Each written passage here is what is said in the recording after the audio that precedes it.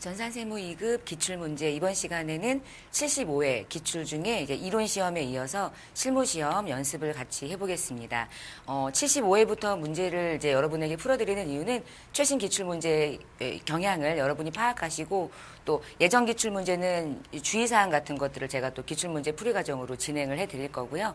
자, 일단 75회 기출 문제 중에 실무 시험은 백데이터를 가지고 여러분이 활용을 하셔야 되니까 회사 코드는 2075로 로그인을 하시고 들어가시면 되겠어요.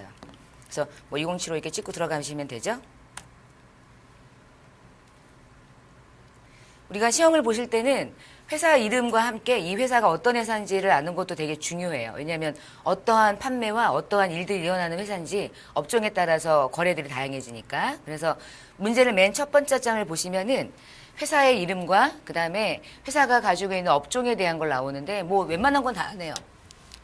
제조도 하고 도소매도 하고 무역도 하고 그 얘기는 뭐 다양한 것들 다 하고 있다 이런 뜻이고 회계 처리할 때는 기준에 의해서 회계 처리를 하도록 돼 있는데 한국이 채택한 국제회계 기준 IFRS를 적용하도록 하는 전제 조건이 없으면 우리나라 일반 기업 회계 기준을 적용해서 회계 처리를 해요. 여러분이 아마 재무회계 파트 공부하실 때 기준이 이 기준에 의해서 공부하셨기 때문에 사실 시험 보는 학생들은 이 앞에 회사와 관련된 정보 내용을 읽진 않죠. 저도 뭐 읽으라고는 얘기는 잘 안 해요. 근데 이제 한번 점검해 볼 필요는 있고 우리가 또 중소기업이냐 아니냐에 따라서 의제매입세액이 104분의 4를 받기도 하고 비중소기업이면은 102분의 1을 받고 막 그런 거 있잖아요. 그런 게 좀 영향을 받을 수 있으니까 그런 것들은 좀 주의 있게 한번 그냥 살짝 읽어주시면 되고요. 일반 전표가 5문제가 출제가 되는데 한 문제당 3점씩이고 유의사항은 특별한 건 없어요. 뭐 500번, 800번 거는 거. 특별한 말 없으면 거래처 입력 안 해도 되나? 있으면 반드시 입력한다. 뭐 이런 내용들이니까 잘 참고하시고요. 문제 1번부터 한번 같이 볼게요. 그러니까 뭐 전표 입력을 잘하는 거야 뭐 세무 2급 듣는 여러분이 더 잘하실 거고 그러니까 문제를 푸실 때 뭘 주의해야 될 건지를 같이 이제 살펴보면 1월 25일 전년도에 부가세 2기 확정분에 대한 납부세액 59만 원을 보통예금으로 납부했대요. 뭐 전자납부라는 말은 뭐 예금으로 나갔다 이런 뜻인 거고 그러면 이제 나갔겠죠. 뭐 이 돈이야 뭐 갖다 쓰면 되고 전년도에 2기 확정분에 대한 납부세액이 59만 9천 원이래요. 전년도 2기 확정이 12월 말일까지 부가세 신고 금액일 텐데 우리는 전년도 12월까지의 부가세는 그 다음 연도, 이번 달이죠. 그러니까 1월 25일에 납부하는 날이 된 거네요, 뭐. 근데 개정 과목이 미지급 세금으로 반영되어 있대요. 그러면 답을 알려줬네요. 미지급 세금이라는 과목으로 대체하시고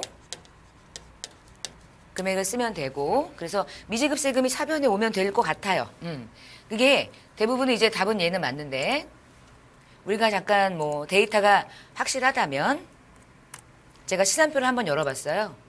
자, 시산표 중에 전년도에 미지급 세금을 걸어 두었다면 미지급 세금이라는 개정 과목에 지금 우리가 분개해야 할 59만 9천 원이 들어가 있을 거죠. 이 금액이 없다면 이 문제를 낼 수가 없는 거예요. 그러니까 이렇게 기중에도 거래가 일어났을 때 미지급 세금으로 걸어두었다라고 하면 그 금액이 대변에 있을 거야라고 생각하시고 회계 처리를 좀 해주시면은 좀 더 정확하게 하실 수 있겠죠. 선생님 미지급 세금에 거래처를 걸어야 될까요? 말아야 될까요? 만약 그게 궁금하면 한 번 더 확인해 보죠. 거래처 원장에서. 미지급 세금이라는 개정 과목을 조회한 다음에 제가 거래처와 관련된 거래처 원장을 조회했는데 처음부터 끝까지 조회했지만 거래처가 등록되어 있지 않아요. 그러니까 거래처 입력은 하지 않는 거였어요. 대부분 또 실무적으로는 뭐 걸고 안 걸고는 차이가 많으니까 지금은 뭐 안 걸었어요.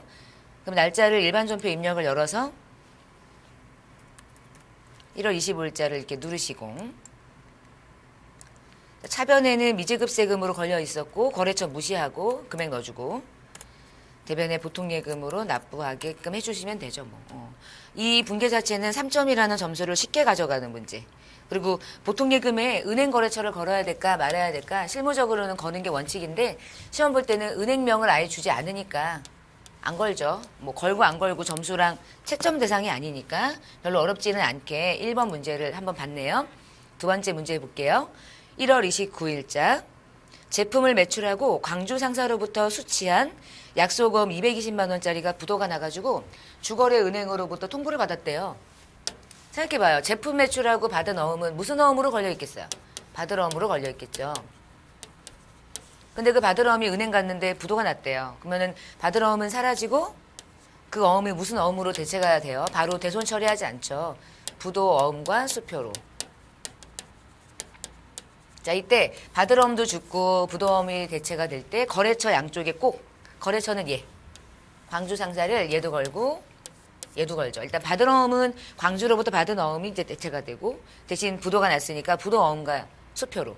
선생님, 부도가 났을 때 이 어음은 대손 처리 언제 하나요? 물어보면 저랑 부가세 공부하실 때 어음하고 수표는 부도가 나는 날로부터 6개월이 경과가 됐을 때 그 기간이 속한 확정 때 대손 처리는 그때. 그래서 오늘은 우리가 어음이라는 걸 받았을 때 부도가 나잖아요. 그러면은 부도 어음과 수표를 거는 이유가 있었던 거야.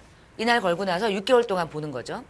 6개월이 지나고 나면 그때 대손을 처리하는 거예요. 그래서 부도 어음과 수표라는 과목이 어음에서 미리 걸었던, 그러니까 6개월 이전에 미리 걸었던 과목이었구나 정도 이해하시면 되고, 그리고 220만 원에는 부가세가 있지만 아무래도 이 거래는 그런 걸 무시하는 문제죠. 자, 1월 29일자 대변에 받을 어음을 걸어서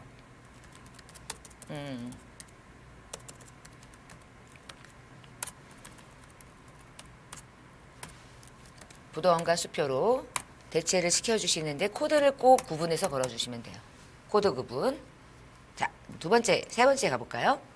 1월 31일자 단기매매증권으로 보유하던 주식회사 33회 주식 장부가액이 3천인데 3천만 원짜리를 4천에 매각했대요. 여기까지 끊고 제가 분계를 일단 만들어 볼게요.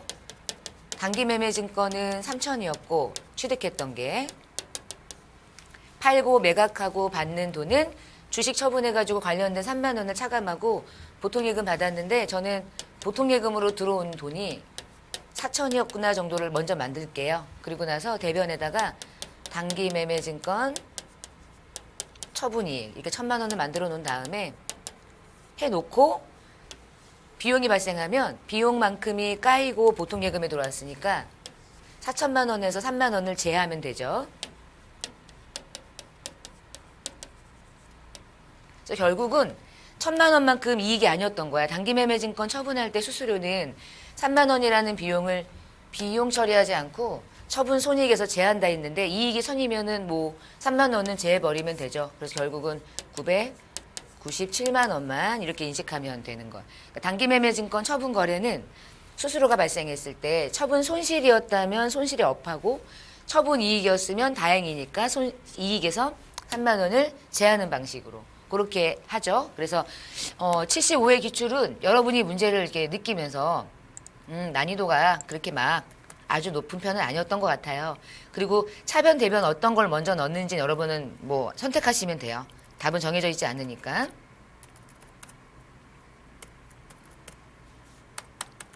아이고, 저처럼 이렇게 실수하는 거예요.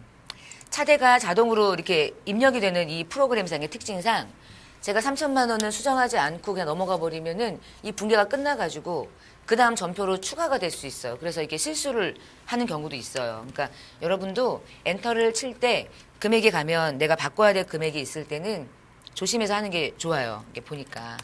그래서 좋은 것도 있고 안 좋은 것도 있고 그래요. 프로그램이. 나머지는 또 이렇게 금액이 걸리니까 이건 또 좋고. 자, 그럼 네 번째 문제 볼게요. 2월 21일자. 회사는 액면가액이 5천 원짜리인 보통주 주식 1,000주를 그럼 500이네.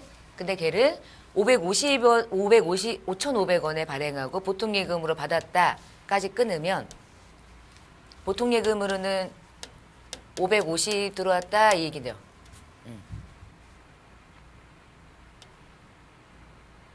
그렇죠?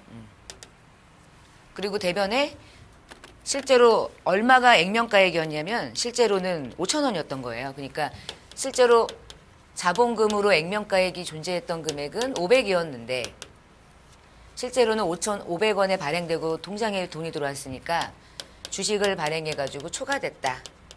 주식 발행 초과금 50을 걸었는데요. 여기까지.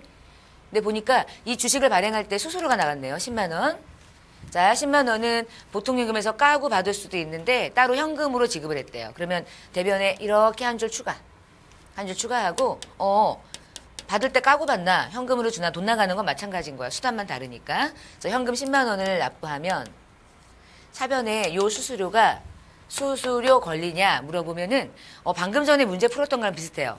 모든 유가증권의 거래에서 처분 손익은 상계 처리하는 방식으로. 그러니까 결국은 주발초라고 하는 게 50이었는데 현금이 나간 이 수수료는 수수료라고 하는 것 때문에 주식을 발행한 초과금이 그만큼 감소된 거니까 주발초에서 까고 40만 원만 잡는 방법으로. 그리고 이렇게 하는 방법, 그러니까 이렇게 하는 이유. 그다음 두 번째는 주식 관련 거래는 우리 회사 자본 계정이기 때문에 자본 거래에서 일어나는 비용은 비용 안 잡는 거예요. 손익에 넘길 수 없으니까. 그러니까 자본 계정에서 플러스 마이너스 하는 거예요. 그럼 얘는 이렇게 들어가네요. 어떤 걸 먼저 넣어도 쉽게. 그러면 우리는 프로그램을 열어서 2월 21일자로 내용을 열고 자, 차변에 일단 보통 예금은 여러분이 분계를 예쁘게 일단 금액을 쫙 만들어 놓고 입력만 틀리지 않게 하면 되죠. 자, 자본금은 엔터 치지 말고 500으로 바꾸고 주식 발행 초과금으로 50 잡으려고 했는데 10만 원 나갔으니까 40으로 수정했고 나머지는 현금으로 납부됐고요. 자, 이렇게 네 번째까지 한번 풀어봤어요.